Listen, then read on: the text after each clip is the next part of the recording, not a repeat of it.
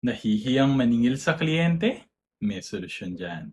May kilala akong business owner. Every time ko kumustahin ko yung business niya, ang laging natatawang reklamo niya sa akin, yun nga Migs may mga clients ako na hanggang ngayon, tapos na yung project, hindi ko pa din masingil. Sabi ko naman, ba't di mo singilin? Natatawa niyang sagot lagi, nahihiya ako Now, if you're seeing this, sorry kung binanggit ko yung story mo sa video na to. Pero in reality, madami kasing business owners ang biktima ng ganyan. Lalo na if your business involves personal relationships with your customers. Ikaw na nga tong agrabyado kasi hindi mo makuha yung pera mo, ikaw pa tong hirap mag-reach out kasi worried ka na makulitan sila sa'yo at may masabing hindi maganda. Tama?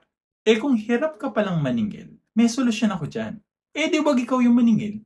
Accounting systems like Xero, One Accounting, and Zoho Books enable automatic invoice sending via email sa mga customers mo.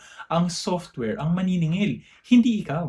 At hanggat hindi nagbabayad, ang software ang magre-remind, hindi ikaw. So, kapag nakita kayo ulit ng customer mong hindi marunong magbayad, hindi ka mahihiya kasi yung software yung nangungulit hindi naman ikaw.